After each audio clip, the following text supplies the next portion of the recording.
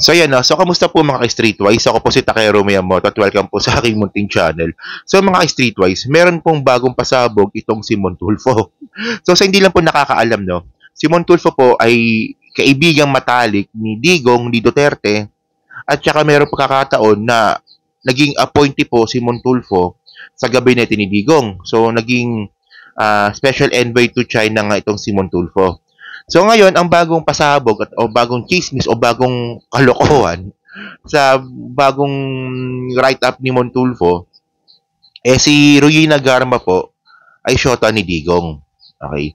So, ito lang si Montulfo yung kapatid ni Raffy Tulfo at ni Erwin Tulfo. Okay. So ngayon mga ka-Streetwise, no, ito po kasi ang pinakarason kung bakit po na-contempt si Ruina Garma. So, kasi po, si Ruina Garma po talaga is masyadong maganda po yung mga posisyon na kinalalagyan niya nung si Duterte po ay naging mayor ng Davao City tsaka naging presidente.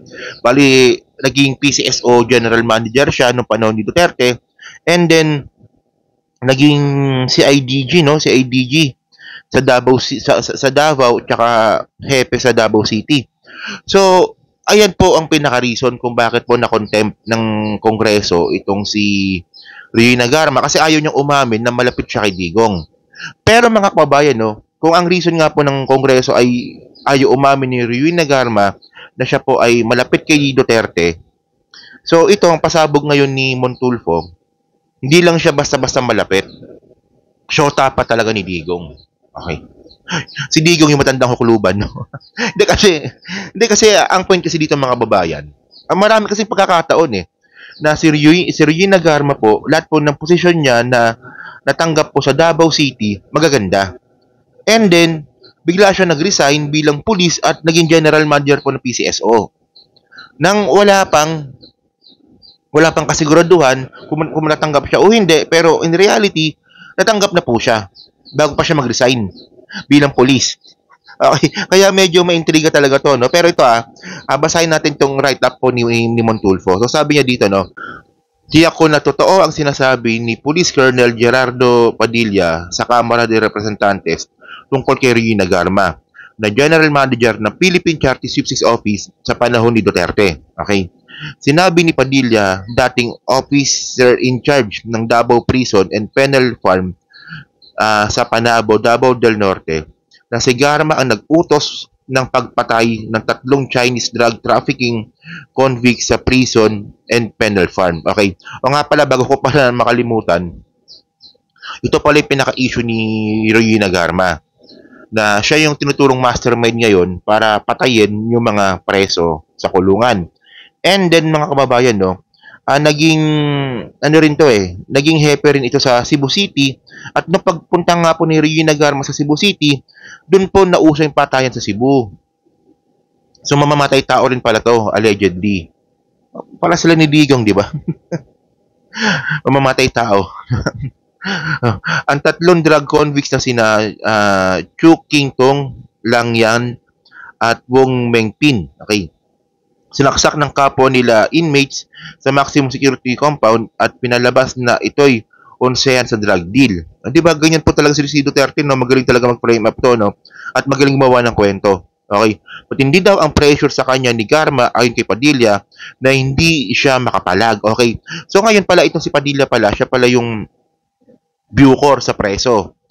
So, malamang alam niyo na to kasi nanonood naman tayo ng hearing So, ang pinakarason kung bakit na lang pinabayaan na lang ni Colonel Padilla na patayin yung mga Chinese nationals po sa loob ng preso dahil po sa utos ni Garma at idadamay daw po yung pamilya ni Padilla. So, wala kang choice. Kailangan mo na lang sumunod. Di ba?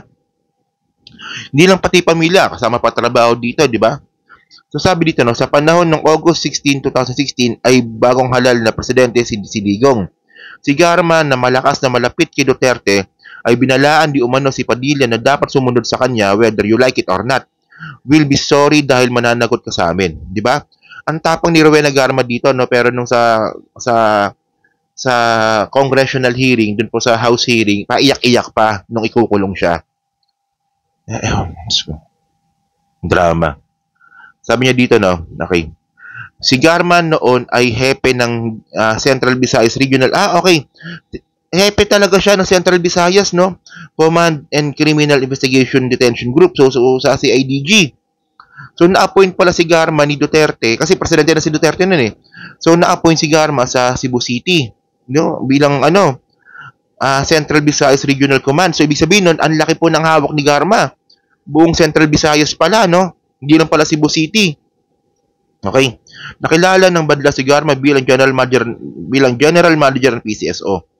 Okay. Bago naging si IDG Chief si Cebu, si Garma ay commander ng isa sa mga presinto sa Davao City. Okay. 'Yan.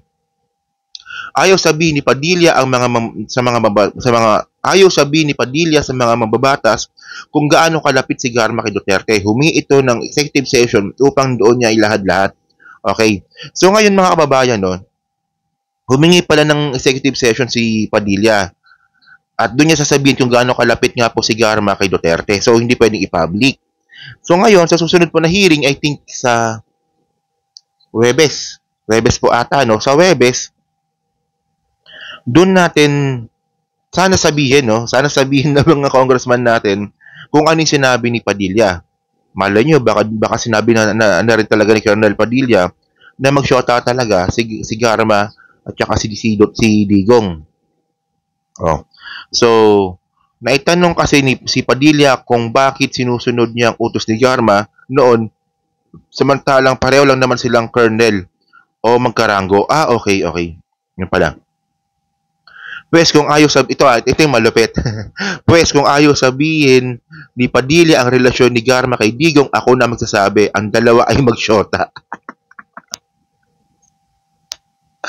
Ang inang Digong to, pakalibog ang putang ina. Matandang hukluban naman yakes din to, no? So sabi dito, no? Isang araw. So ito meron siyang ang lumalabas dito, eyewitness talaga si Montulfo, kaya niya to binanggit. 'Di ba? Eyewitness siya, eyewitness. Okay. So sabi dito, isang araw nang binisita ko si Digong sa Davao City, pinakalala sa akin si Garma sa isang restaurant.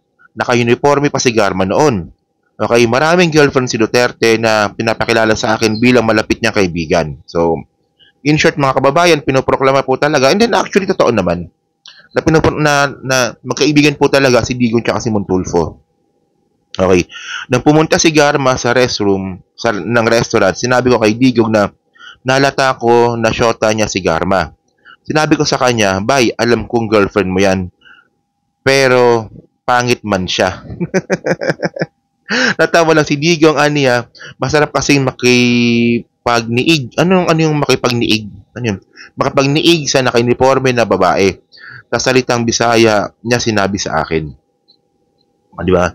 So ngayon mga kababayan, no, actually marami ring binabanggit si Montulfo dati na tama. Oo. Pero minsan merong stretch masyado. Minsan merong pagka-OA. Pero ang point dito mga kababayan, no, medyo maintriga po talaga yung relasyon ni Regina Garma at ni Duterte. Na ganun siya kalapit kay Digong. Kasi ang una nga dito, lahat po ng pwesto na na-appoint si Regina Garma sa Davao City, lahat po magaganda. Maayos. Di ba? Tapos, nung inalis si Regina Garma sa Davao City at nung nilipat siya doon sa Cebu, doon naman po nauso yung patayan sa Cebu. And then mga kababayan, bumalik po si Regina Garma sa Davao City and after nun, doon na po siya na-appoint sa PCSO. Kung saan na nga po maraming nalugi po sa PCSO nun. So siguro alam niyo naman po to, no, itong nangyari po na to, no. At least mayroon tayong glimpse dito na baka hindi niyo kilala si Regina Garma, no, for the sake na people na makakapanood lang nito, na hindi kilala si Regina Garma, ito siya. Siguro mga 1-minute video lang to. Sige, panoorin niyo to.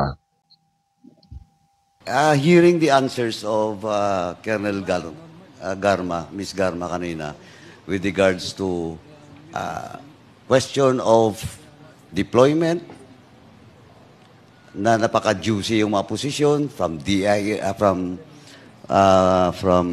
tsaka puro lahat Davao, ang assignment except sa Cebu. tapos nag-schooling, tapos early retirement. Again, can you state when was the date or the year that you retired? That's June of 2019, Your Honor. June of 2019. When did you assume as PCSO chairman? July 15 of 2019, Oh, Your Honor. 1 month lang. Di ba? Tama? 1 month? 15 days, I think, Your Honor. Oh, 15 days pa. Sobra. Now, during the interpellation, Mr. Chairman, ng mga members kanina, Ma'am Garma, Miss Garma, keep on denying that he is close to the former president. Di ba? Kasi sabi mo lang lagi, maybe. Binigyan ka ng posisyon, tingnan mo. You check the record. 10 years pa yung supposedly before you retire, 10 years ka pa, but you opt to early retirement. Tapos, wala pang 1 month, sabi mo nga, 15 days, bigla ka nag-PCSO. Tapos, itong tinanong ka kanya, sabi mo, are you close to the president, former president? Ang sagot mo, because of those promotions, sabi mo, is maybe, not maybe. Now, I will ask you, are you special and close to the president, former president?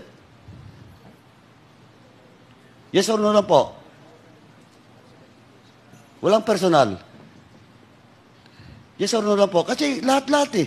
Ewan ko kung special ako. Oh, hindi siya makasagot, di ba? Oh, why can't you answer? Simple lang tanong ko.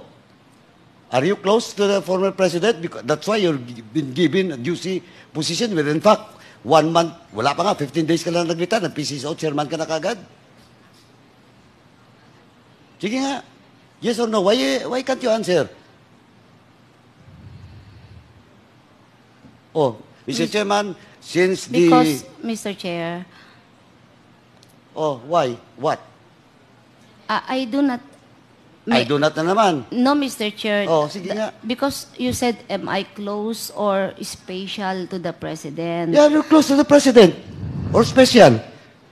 Kasi, tanungin mo yung lahat mga classmates mo. Ako, mama, mga classmates mo, ikaw ang tumulong for their promotion during time of President Duterte. That's why I'm asking the DIDM to submit to this committee all the years of promotion of all your classmates. Now, ang question ko ngayon, diretso na. I hope you will answer truthfully. Are you close to the President? Mr. Chair, I'm not close. I was fired. Okay. Okay. Nag-floating pa So, nga po ako during his Huwag time. mo, anong ma-floating during his time? Yes, Mr. Chair. 15 days lang na nag-retire ka, nag-PCSO chairman ka, for all those qualified, sandali, for all those qualified applicants. Ang dami po na qualified. Why you? Why you? Malamang alam nyo na yung kwento. Malamang alam nyo na yung nangyari dyan, no? And then, dahil sa ayaw nga po aminin ni Regina Garma na malapit siya kay Digong, or special siya kay Digong, na-contempt po siya ngayon. Okay? So, kayo mga kababayan, no? So, dyan po sa Team Replay, no? Ano masabi nyo nga po dito? Kayo ba naniniwala ba kayo na shota ni Digong si Regina Garma? Eh, ngayon, parang it makes sense nga, no? Kasi, binanggit ni Regina Garma, special. Wala naman sinasabing special ka pa sa presidente. Ang sinasabi lang naman, malapit. Di ba sabi sa House hearing sabi ng mga congressman, malapit ka ba kay Digong? And then, siya na rin yung nagbagsak ng bomba na hindi po ako special. Uy, special. So, yun. So, comment lang po sa babat. Pinabasa ko pong lahat yan.